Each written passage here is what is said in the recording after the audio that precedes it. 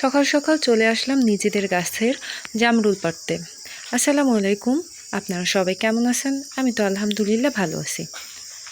তো যে যেখান থেকে দেশ এবং দেশের বাইরে থেকে আমার ভিডিওটা যে যেখান থেকেই দেখে থাকেন, সবাই ভিডিওটা দেখার প্রথমে লাইক করে দিবেন। আর ভালো লাগলে আমার ভিডিওটা অবশ্যই সাবস্ক্রাইব করে দিয়ে যাবেন।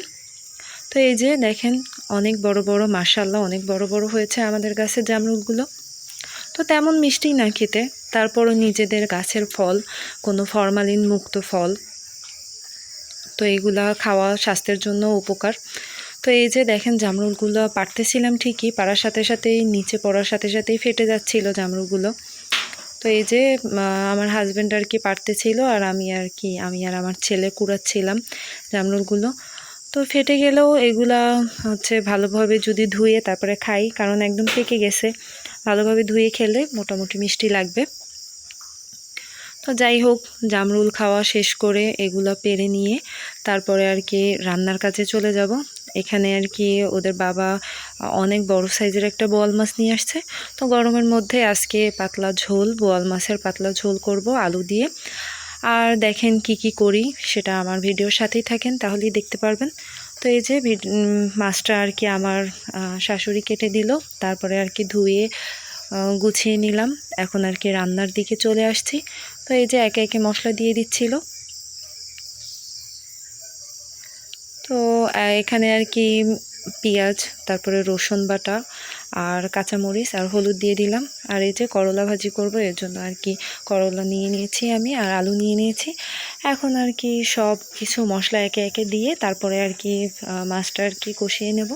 প্রথমে আর কি আলুটা দিয়ে কষিয়ে নেব, কারণ আলুটা সেদ্ধ হওয়ার জন্য ভালোভাবে আগে আলুটাই কষিয়ে নিতে হবে। মাছটা তো দিলেই হয়ে যাবে। তো মাছটা ভাজা দেব না, কারণ বড় মাছ খালি কাঁচা রান্না করলেই ভালো লাগবে খেতে। তো এর জন্য আর কি সব মশলা দিয়ে দিচ্ছিলাম। এখন আর কি একটু ধনিয়া গুঁড়া, একটু জিরা গুঁড়া আর কি দিয়ে নেব। তারপরে আমি আলুগুলো দিয়ে দেব।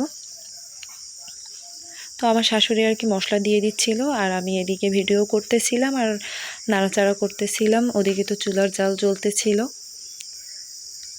আমার ভিডিওগুলো যদি আপনাদের ভালো লাগে, অবশ্যই আমার ভিডিওতে কমেন্ট করে যাবেন।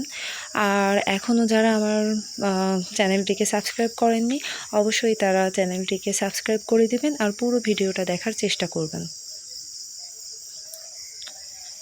এই যে আলুগুলো দিয়ে দিলাম। আমি তো প্রথমে বলেছি যে আলুগুলো আগে দিয়ে দেব, যাতে আলুটা কষে তারপরে আর কি সেদ্ধ হয়ে যায়। এখন আর কি মাছগুলো দিয়ে দেব। মাছগুলো হালকা ভুনা দিয়ে তারপরে আমি আর কি পানি দিয়ে মাছটা উঠিয়ে নেব, যাতে পাতলা পাতলা ঝোল থাকে।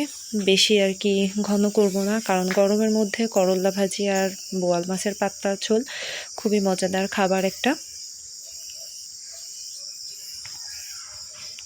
তো আপনারা আমার পাশে থাকবেন, সব সময় আমাকে সাপোর্ট করবেন, আর আমার জন্য বেশি বেশি দোয়া করবেন, যাতে আমি যেই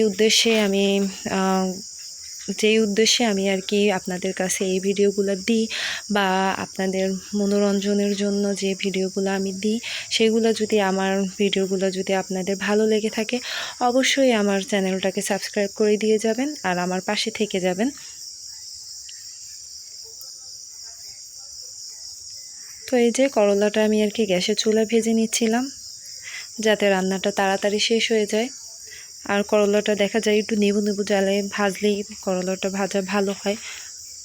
তো এই যে আমার মাছ রান্নাটাও শেষ।